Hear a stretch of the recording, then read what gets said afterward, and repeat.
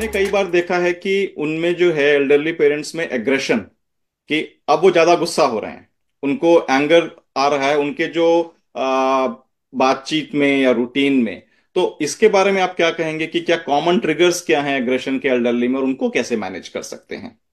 देखिए, सबसे पहले हमें एक चीज समझ लेती है, हमें एग्रेशन या गुस्सा क्यों आता है।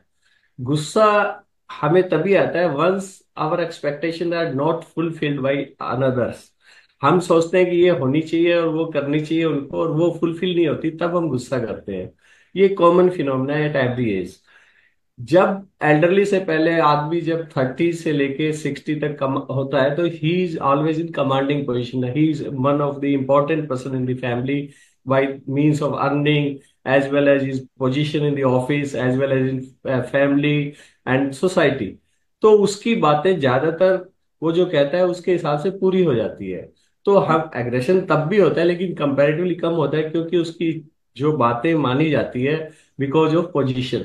जैसे जैसे हम एल्डरली एज में जाते हैं, हमारी पोजीशन धीरे धीरे इन सब फील्ड्स में कम हो जाती है, क्योंकि हमारे ऑफिसेज में हमारी पकड़ कम हो जाती है, सोसाइटी में पकड़ कम हो जाती है, फैमिली में पकड़ कम होती है, हमारे फाइनेंशियल रिसोर्सेज जो हमारे थे वो कम हो जाते। तो दूसरा, फिर हम काम करना भी कम कर देते हैं बिकॉज ऑफ द एजिंग।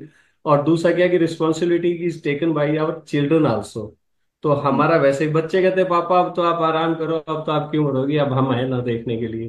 तो जब उसको ट्रिगर होती है छोटी छोटी बातें, उसको लगता है कि ये मैं तो सारी उम्र किया है, मेरी तो ये मानते थे, आज मेरी बात नहीं सुन रहे हैं। तो that is the main reason for the aggression. हमें इसको सिंपल छोटी छोटी चीजों पे हमें इन पे ध्यान रखना है। हमें पता है हम उन्होंने अपनी जिंदगी जो जी है, हम हो सकता है उनसे थोड़ा बेटर होंगे, लेकिन आप अल्टीमेटली यदि देखें तो वो भी अपने टाइम में बेटर रहे हैं।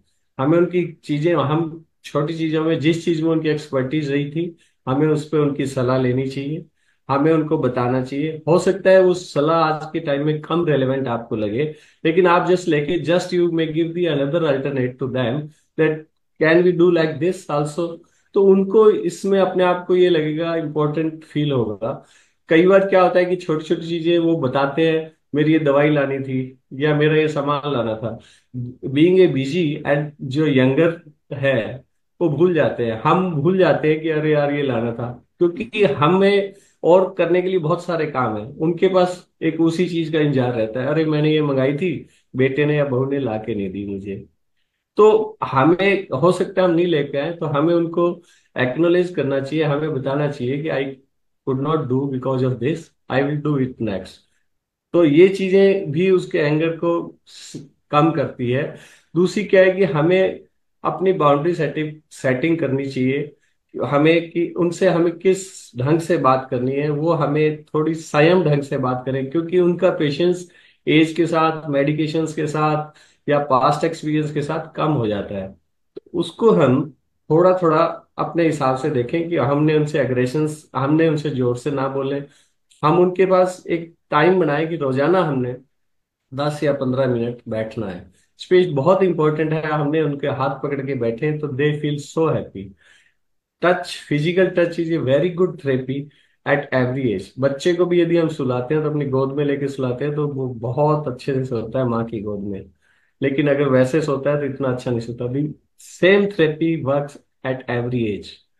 We should not forget that touch therapy is very very important thing. Hmm. और दूसरा क्या है कि हमें अपने पेरेंट्स के लिए गोल भी सेट करने चाहिए भी। मेरे को 10 मिनट या 20 मिनट उन्होंने जो चीजें कही है वो मैंने को कहीं से लेनी है, खरीदनी है, लानी है, तो वो हमें लानी ही है, और उनके साथ कन्वर्सेशन हमने करना है। नहीं, टाइम बिताना तो दूस बहुत ही इंपॉर्टेंट होता है उस चीज के लिए कि हम कितना टाइम उनके साथ बिता सकते हैं। हाँ जी। क्योंकि टाइम का कंस्ट्रेन आजकल सभी के पास सभी चीजें हैं, लेकिन टाइम नहीं है। बिल्कुल।